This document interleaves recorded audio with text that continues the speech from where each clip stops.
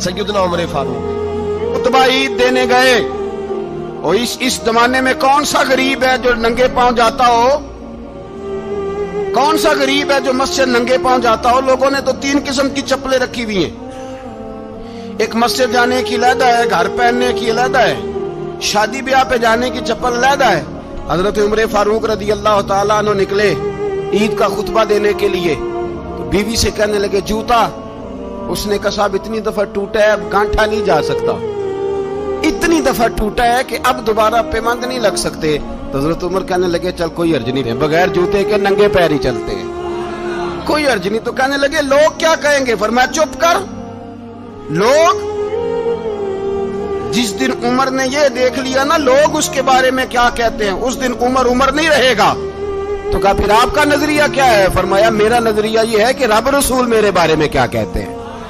लोगों का क्या है? लोग कल किसी के बारे में कुछ कहते हैं और परसों कुछ कहते हैं। मेरा नजरिया ये है कि रब रसूल मेरे बारे में नंगे पैर उमर जा रहे हैं। कौन जी? मैं बड़ा माड़ा। अच्छा जनाब, क्या क्या गुर्बत है? 10 किस्म के जोड़े लटके हुए हैं कमरे में, और पहनने की फुर्सत नहीं। सवेरे क्या पहनना है, शाम क्या पहनना है, 15-15 सूट इकट्ठे इस्त्री होके लॉन्ड्री वाला भेज रहा है, और तू गरीब है। तू बहुत बड़ा गरीब है, इसलिए कि गुर्बत पैसों की वजह से नहीं होती, गुर्बत तो दिल की होती है। तू वाकई बड़ा गरीब है और तू गरीब ही रहेगा। अमीर तो उमर फारूक थे, उमर फारूक थे जो नंगे पांव चले गए ईद की नमाज पढ़ाने। तो रस्ते में जो मिला कहने लगा उमर जूता तो पहन लो। फरमाया तुम्हें उमर का जूता ना पहनने का नक्श तो नजर आया है, कोई अर्ज नहीं। अगर उमर को कभी बताना हुआ तो वो वाला नुक्स बताना जो उमर की सीरत में पैदा हो, किरदार में पैदा हो, वो वाला नुक्स बताना। ये छोड़ो, जूते आते जाते रहते। नंगे पांव गए, पांव धोए, नमाज पढ़ाई, लौट आए।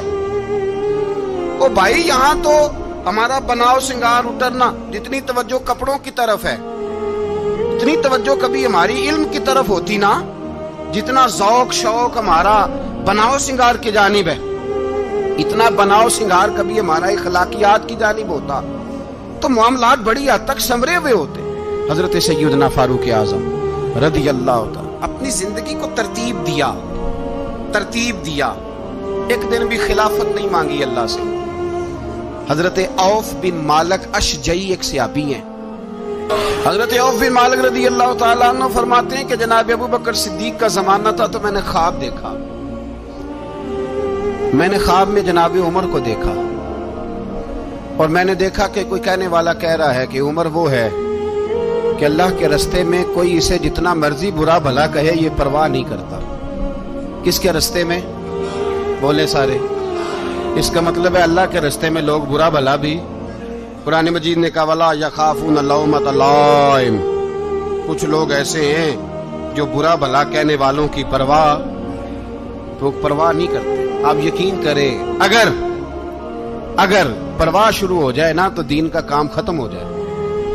ना कोई तकरीर करे, ना कोई तदरीस करे, ना कोई पीरी मुरीदी करे, खत्म हो जाए अगर बातों की परवाह। लेकिन वो परवाह, हजरत औफ बिन मालिक अशजी कहते हैं मैंने ख्वाब में देखा कि उमर वो है जो किसी की परवाह, और दूसरी बात मैंने ये देखी कि उमर खलीफा बनेगा, और तीसरी बात मैंने ख्वाब में ये देखी कि उमर शहीद भी किया जाएगा, उमर शहीद भी होगा। ये मैंने 3 बातें ख्वाब में देखी। फरमाते हैं मैंने आके ख्वाब हजरत अबू बकर सिद्दीक को सुनाई, वो खलीफा थे। वो कहने लगे ठहर जा, मैं उमर को बुलाता हूँ, उसके सामने दोबारा सुनाना। उसके सामने फरमाते मैंने बुलाया हजरत उमर फारूक को, आके बैठे। ख्वाब शुरू हुआ का एक बात तो मैंने ये देखी कि आप मलामत करने वाले की परवाह नहीं करते। दूसरा, आप खलीफा बनेंगे। जनाब उमर कहने लगे चुप कर, अबू बकर के सामने ही कह रहा है, चुप कर, खलीफा के सामने ही कह रहा है। तो अबू बकर सिद्दीक कहने लगे उमर इसे कहने दो, मुझे लगता है रब की रजा यही है कि मेरे बाद अगर मुस्तफा का मिंबर मिले तो उमर को ही मिले, इसे कहने दो। यार यहां तो लोग डींगे मारते हैं, यहां तो लोग दावे करते हैं, मेरे सामने फलाने को भी बिठाओ, फलाने को भी बिठाओ, उसको क्या पता, इसको क्या पता। ये तो बढ़के मारने का दौर है। हजरत उमर रज़ी अल्लाह तआला अन्हु को तीसरी बात कही। हजरत औफ बिन मालिक ने कहा आप शहीद किए जाएंगे, मैंने ख्वाब देखी है। नेक लोगों के ख्वाब बड़ी हद तक सच्चे होते हैं। کہا میں نے خواب دیکھی ہے. تو حضرت عمر کہنے لگے شہید تو دلیر لوگ ہوتے ہیں, شہید تو دلیر, جسے سارا زمانہ دلیر کہہ رہا ہے وہ اپنے بارے میں کیا کہہ رہے ہیں؟ کہتے ہیں شہید تو دلیر, میں تو کاہل سا آدمی ہوں, سست آدمی ہوں, میں تو اتنا کام ہی نہیں کرتا. تو یہ خواب تو نے جو ٹھیک ہے دیکھا ہے نا, پھر سے دیکھنا. تو ابو بکر صدیق فرمانے لگے عاجزی نہ کر, انکساری نہ کر, تو جو کہہ رہا ہے ٹھیک کہہ رہا ہے, لیکن مجھے سن کے شکر بھی ہوا ہے اور افسوس بھی ہوا ہے. افسوس اس بات کا کہ تیرے جیسا بطل عظیم چلا جائے گا, اور شکر اس بات کا کہ رب تجھے زندگی بھی اعزاز والی دے گا, اور شہادت کی موت دے کے اللہ تجھے موت بھی عزت والی عطا فرمائے گا. اللہ موت بھی تجھے عزت والی دے گا, تجھے کاہلوں جیسی موت اللہ. حضرت فاروق اعظم رضی اللہ. بھائی یہاں تو اس زمانے کا سب سے بڑا مسئلہ پروٹوکول ہے. لوگوں کو پتا ہوتا ہے کامل پیر ہے, کامل مرشد ہے, لوگ نہیں جاتے. میں کسی کا مرید ہو جاؤں, میرا پروٹوکول کدھر گیا؟ پتا ہوتا ہے یہ کامل استاد ہے, میں اس کے پاس بیٹھوں گا تو میری تربیت کرے گا, لیکن لوگ شاگرد نہیں بنتے. میں کدھر گئی؟ یہ جو پروٹوکول کی مصیبت ہے نا, اس نے بڑے بڑے لوگ زیرو کر دیے, بڑے بڑے لوگ. اور یہ مت سمجھے کہ آپ کا وزیر اعظم پروٹوکول لیتا ہے یا آپ کا صدر پروٹوکول, وزراء, ایسی کوئی بات نہیں. ہم چھوٹے طبقے سے لے کر بڑے سارے پروٹوکول کے قائل ہیں. ہمارا تو داماد بھی کہتا ہے کہ مجھے پوچھا نہیں میں تمہارے گھر کیوں آؤں. ہمارا تو بھائی ہر شخص اعلان کرتا ہے پروٹوکول کا, فلانے نے عزت نہیں دی تو واپس آ جاؤ, فلانے نے سلوٹ نہیں کیا تو واپس آ جاؤ.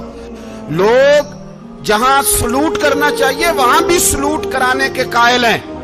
پر حضرت عمر رضی اللہ تعالی, حضرت عمر کی سادگی اور پھر جناب عمر کی عاجزی, جب انسان اپنے اوپر سوار کر لیتا ہے نا, سوار کر لیتا ہے, میں بدکار پرانا خادم, کسے در ملی نٹ ہوئی, اتباسف یار نے نظر جو کی تھی تے واسفی.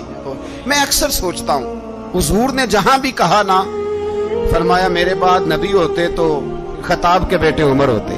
حضور نے فرمایا عمر جس رستے سے جاتا ہے شیطان وہ رستہ بدل جاتا ہے. نبی پاک صلی اللہ علیہ وسلم نے فرمایا میرا عمر وہ ہے کہ اس کی زبان پر حق جاری ہے.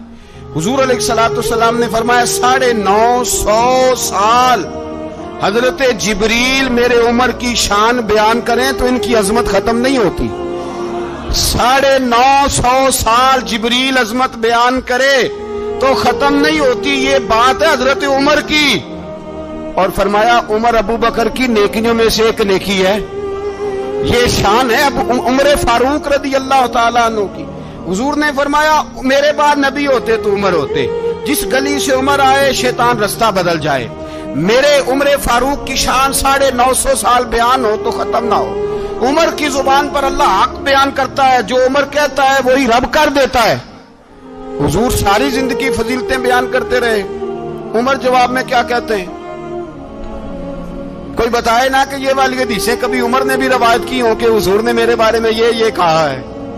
یہ روایتیں وہ روایت نہیں کرتے. ان سے جب لوگ کہتے عمر تیری بڑی بات ہے تو عمر رو پڑتے, کہتے میں تو اونٹ چرانے والے باپ کا بیٹا ہوں, میں تو اونٹ چرانے والے باپ کا بیٹا, اونٹ چرا. اس سے آگے عمر گئے ہی نہیں ساری زندگی, اس سے آگے لفظ ہی نہیں ادا کی. اور میں تو بھائی اونٹ چرانے والا, میرا باپ تو اونٹ چرایا کرتا تھا, 10 اونٹ تھے, میری ڈیوٹی ہوتی تھی, سنبھالے نہیں جاتے تھے, ابا ڈنڈوں سے مارتا تھا. ساری زندگی عمر حج کرنے گئے, ایک خشک تنا کھجور کا عمر فاروق رضی اللہ تعالیٰ عنہ نے اس کو اپنے کلاوے میں لیا, رونے لگے. لوگوں نے کہا عمر کیا ہوا؟ فرمانے لگے یہاں میں اونٹ چرایا کرتا تھا, یہاں میں اونٹ چراتا تھا, 10 اونٹ سنبھالے نہیں جاتے تھے. دیکھو رسول اللہ کی شان, آج ساری امت چلانے کا طریقہ عطا فرما دیا ہے. ساری نظریے سے پیار. یار پیسہ کس کو برا لگتا ہے؟ آپ جس آدمی کی 50 کروڑ کی پراپرٹی ہے اس کو پوچھیں سب سے غریب, آپ کو وہی نظر آئے گا.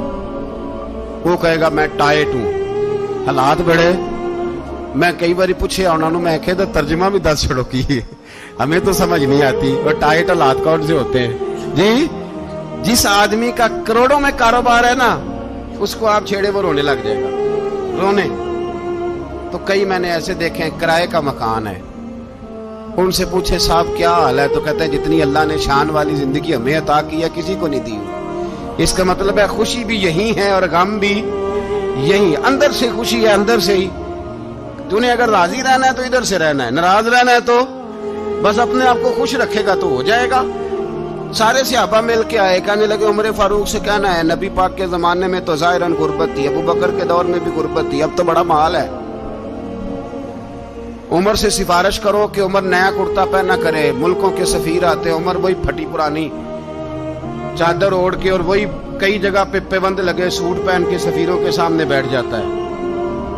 عمر کو مشورہ دو، طے ہو گئی بات۔ سب نے جب مشورہ دے لیا تو سارے کہنے لگے یہ بتاؤ شیر کی مونچھ کو ہاتھ کون لگائے گا؟ کہنا کس نے ہے؟ بندہ بھی تو ڈھونڈو نا۔ نے کہا جناب میرا یہ خیال ہے کہ مولا علی شیر خدا کہیں گے، کیونکہ جس شخص کی عمر کو سب سے زیادہ حیا کرتے دیکھا وہ شیر خدا مولا علی ہے رضی اللہ تعالی علی کہیں گے، اس لیے کہ جناب علی تو کئی دفعہ جب گفتگو کرتے تھے تو حضرت عمر چپ کر جاتے تھے اور فرماتے تھے علی نہ ہوتا تو میں ہلاک ہو جاتا۔ تو کہا علی سے کہو۔ جناب علی شیر خدا کو بلایا، کس کام کے لیے؟ جی اللہ اکبر۔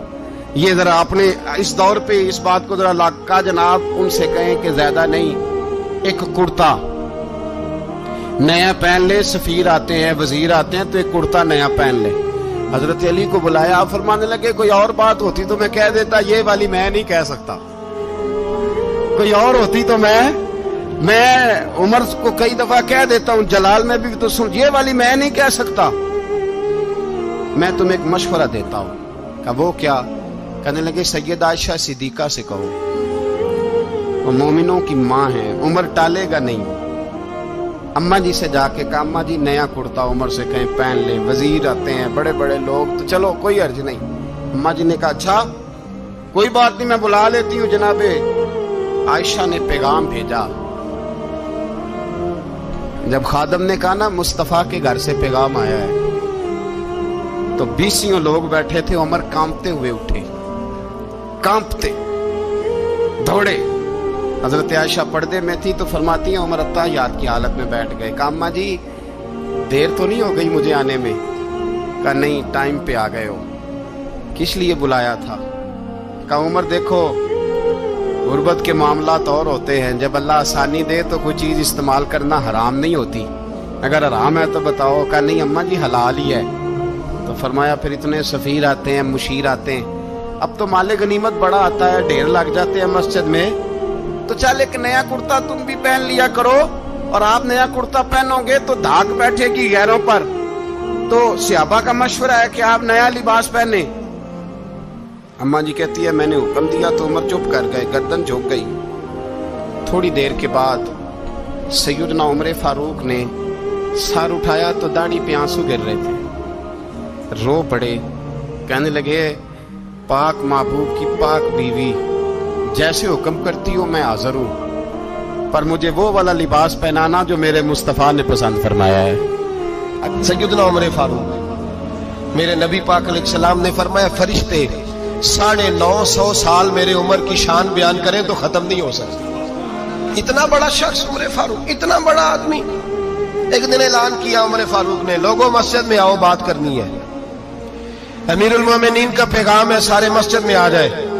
کھچا کھچ مسجد نبوی صحابہ سے بھر گئی، اور ایسا جب اعلان ہوتا تھا تو صحابہ دوڑ کے آتے تھے، شاید کوئی جنگ ہے، شاید کسی نے حملہ کر دیا ہے، شاید کوئی نئی بات ہے، دوڑے آئے لوگ، مسجد نبی کھچا کھچ بھر گئی۔ سیدنا فاروق اعظم رضی اللہ تعالیٰ عنہ منبر پہ بیٹھے، حضرت عبد الرحمن ابن عوف رضی اللہ تعالیٰ عنہ فرماتے ہیں کہ صحابہ تجسس کے دیکھ رہے ہیں کہ پتہ نہیں کسی طرف سے پیغام نہیں آ گیا، کوئی کافر حملہ نہیں کرنے لگا، اللہ جانے کیا ہوا ہے، بڑی پریشانی ہے۔ عمر بیٹھے اللہ کی حمد کی، نبی پاک صلی اللہ علیہ وسلم پر درود پڑھا، اور پھر عمر فاروق بولے، فرمانے لگے میں جب مکے میں رہتا تھا نا تو کبھی گھر میں قحط آ جاتا تھا، کبھی قحط آتا تھا گھر میں، بکریوں کے دودھ خشک ہو جاتے تھے، گندم نہیں ملتی تھی، پانی نہیں ہوتا تھا، تو فرمایا میری اماں مجھے خالہ کے گھر بھیج دیتی تھی۔ قبیلہ بنو مخزوم، اس قبیلے میں میری خالہ کی شادی ہوئی تھی تو وہ مالدار لوگ تھے، उनके पास ज्यादा बकरियां, ज्यादा ऊंट, ज्यादा गायें, ज्यादा खेत थे। हजरत उमर फारूक फरमाने लगे, मैं उनके घर जाता तो मेरे खालू समझ जाते कि उमर को इसलिए भेजा गया है कि कहत आ गया है। फरमाते हैं वो मुझे सवेरे बकरियां चराने ले जाते, शाम तक मैं उनकी बकरियां चराता हूं। अमीरुल मोमिनीन उमर, एक तरफ मसला यह है कि कैसर और किसरा की दीवारें हिल रही हैं उमर के नारों से, और इधर उमर मिंबर पे बैठ के खुतबे दे रहे हैं। फरमाते हैं मैं बकरियां चराता, शाम तक खाला के घर जाके मजदूरी करता, और फरमाते हैं शाम होती तो एक मुट्ठी किशमिश मुझे देते वो। आप फरमाते हैं मैं बड़े कद वाला था, एक मुट्ठी किशमिश मिलती है, कभी एक मुट्ठी खजूरें, मैं शाम को खा के सो जाता। कई कई महीने यूं ही गुजरते तो मेरी अम्मा का पैगाम आता कि इलाज सही हो गया, मेरे बेटे को भेज दो। ये बात कही, हजरत उमर रोने लगे और फिर कहने लगे अब वो वक्त आया है कि लोग मुझे अमीरुल मोमिनीन उमर कह के पुकारते हैं। बस ये दो बातें की। उमर ने कहा चलो जोहर का वक्त हो गया, अजान पढ़ो, उठो नमाज पढ़े, उठो।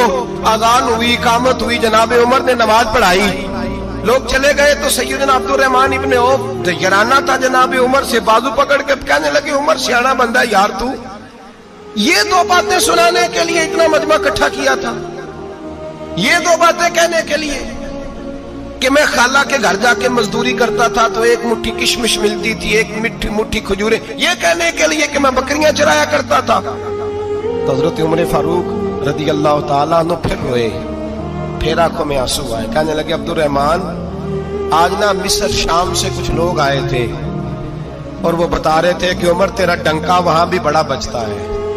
वो मुझे कह रहे थे तेरे नाम के वहां भी बड़े दबदबे हैं, बड़े तस्करे हैं। तो मेरा नफ्स मुझे कह रहा था उमर देखा तू यहां बैठा है और वहां तेरे नाम का शोर हो रहा है, मुझे इसने बड़ा किया है। तो मैंने आज मुस्तफा के सारे गुलाम इकट्ठे करके अपनी औकात बता दी है। मैंने अपनी औकात बताई है कि मैं कुछ नहीं, कोई शय नहीं, कोई चीज ही नहीं, असी किसी से कुछ नहीं जे लगदे, ना कोई साडा दर्दी। मैंने बताया है कि मैं तो किसी के बकरियां चरा के एक मुट्ठी किशमिश लेके गुजारा किया करता था। गुजारा मुझे मेरे कुछ साथी ना ले गए गुजरांवाला सर्दियों के मौसम में, मुझे कहने लगे स्वेटर पसंद कर ले अपनी मर्जी का। तो मैंने कहा यार मुझे तो वही मजा आता है जो मेरी अम्मा क्रोशिये से बनाया करती, वही वो पहले अब्बा पहनते थे, फिर वही स्वेटर बड़ा भाई पहनता था, फिर हमारे खाते में आ गया। और फिर उसकी तारीफें होती थी गुर्बत छुपाने के लिए, उसकी तारीफें होती थी बड़ी मेहनत से बना है जी, क्या बात है, बड़ा गर्म है। तो अब छोटे भाई को दे दिया जाए। हमने कहा वही जमाना देखा है, वही रंग देखा हुआ है और उस पर फख्र है। अब तो लोग जब कुछ हो जाता है ना, दो चार लोग जानने लगते हैं तो लोग फटाफट दावा कर देते हैं खानदानी रईस आज़म हूं, बड़ी बात है। ऐसी कोई बात नहीं। जिसको अपना आप याद रहता है उसे खुदा भी याद रहता है, जिसे अपना आप याद रहता है उसे रसूलुल्लाह भी याद रहते हैं, जिसे अपना आप याद रहता है उसकी नजर में दूसरे लोग भी कुछ होते हैं। मैं उम्रे के लिए, हज के लिए जाता रहता हूँ, रब मुझे अपने फजल से बुला लेता है। तो मैं एयरपोर्ट से नीचे उतरा तो एक साहब मेरे जानने वाले थे, दौड़ के आए और मुझे कहने लगे क्या बात है, सुना है इस दफा आप सऊदी एयरलाइन से आए, सीधा मदीना शरीफ आए, क्या बात है आपकी। और मैंने कहा साहब छोड़ दें, मैं भी जब पहली दफा आया था तो मैं भी बड़ा घूर घूर के एयरपोर्ट देखता था, मैंने कभी देखा जो नहीं था, मैं बड़ा घूर घूर के देखता था। कोई ऐसी बात नहीं है, ये निजाम कुदरत है, बादशाह के फैसले हैं, वो जब चाहता है जिस तरह के चाहता है फैसले फरमा लेता है। तो ये उसके फैसलों की बात है। हम लोग ना जिस हैसियत पे होते हैं वहीं रह जाते हैं, पिछली बात भूल जाते हैं। इसलिए हम चाहते हैं जो भी हमें मिले झुक के मिले, जो भी आए। और ये मेरा आपका सबका मुश्तरका मामला है। मेरे नबी पाक सल्लल्लाहु ताला अलैहि वसल्लम ने सहाबा से पूछा तुम्हें बताऊं जन्नत के बादशाह कौन होंगे? जन्नत के आम लोग नहीं, जन्नत के, बोलिएगा जरा, जन्नत के अल्लाह बादशाह। जन्नत में तो जाना बड़ी बात है, हुजूर जन्नत का भी बादशाह। इब्ने माजा में लफ्ज है, तुम्हें पता है जन्नत के बादशाह कौन होंगे? तो मेरे मुस्तफा करीम सल्लल्लाहु ताला अलैहि वसल्लम के गुलामों ने कहा हुजूर हमें नहीं पता। तो हुजूर ने फरमाया जन्नत के बादशाह वो लोग होंगे जिन्हें दुनिया में कोई भी नहीं जानता था, जिनके कपड़े सादे होते थे, जो गरीब लोग होते, جو سفارش کرتے تھے تو ان کی قبول کوئی نہیں کرتا تھا، جو کسی کے ساتھ جاتے تھے تو ان کو مانتا کوئی نہیں تھا۔ وہ جنت کے بادشاہ ہوں گے، بادشاہ۔ اور فرمایا قیامت کے دن جب لوگ انہیں دیکھیں گے تو ان پر فخر کریں گے، رشک کریں گے، کہیں گے کیا بات ہے تمہاری، یہاں تو شوق ہی بڑا ہے۔ غریبوں نے بھی پوسٹر بنائے ہوئے ہیں، ڈاکوؤں، لٹیروں، چوروں کی تصویروں کے ساتھ لگوائے ہوئے، اپنے آپ کو بڑا کرنے کے لیے۔ آج ہی اختیار کریں، آج ہی اختیار کریں، اپنے آپ کو مٹانے کی کوشش کریں۔ رب کریم کے بندے آگے بڑھ کے اپنا آپ دکھاتے نہیں، بڑا شوق ہے، پہلے فوٹو کھچا لو، باقی باتیں بعد میں ہوگی، پہلے ویڈیو بنا لو، باقی کچھ اور بعد میں ہوگا پہلے۔ اب تو پرسوں ترسوں مجھے ایک مولانا کہنے لگے کہ آپ سے میں نے، وہ یہاں جمعہ پڑھنے آتے ہیں کبھی کبھی، میرے دوست ہیں، کہتے ہیں آپ سے میں نے سنا تھا کہ اگر کوئی نبی پاک کا فرمان ہے، اگر کوئی نذرانہ دے تو اس کو لے لو، اگر کوئی تحفہ دے تو اس کو، حضور نے فرمایا لے لو، اگر تمہیں کو دیتا ہے اپنی مرضی سے، مانگنا منع ہے، کوئی دے دے تو لے لو، ورنہ ایک وقت آئے گا تم مانگو گے تمہیں ملے گا نہیں، جب کوئی دے دے تو لے لو۔ کہنے لگے آپ نے کہا تھا کوئی دے دے، تو اس وقت سے میں، کوئی سوٹ دیتا ہے مجھے میری مسجد کا نمازی تو میں لے لیتا ہوں، کوئی مجھے کوئی اور شے دیتا ہے تو میں آپ سے سن کے، تو اگر میری مسجد کا نمازی سوٹ پکڑاتے ساتھ فوٹو بھی کھینچے تو پھر میرے لیے کیا حکم ہے، وہ خوشبو کی ڈبی دیتے ہوئے ساتھ فوٹو بھی کھینچے، پھر میرے لیے کیا حکم ہے۔ کہنے لگے رمضان میں یہ حال ہوا ہے کہ لوگ کپڑے دے رہے تھے اور فوٹو کھینچ رہے تھے، کیا چکر ہے، کہاں چلے گیا؟ غریب آدمی کی عزت نفس کو کچل ڈالا پکڑ کے۔ ایک جوڑا سال کے بعد امام کو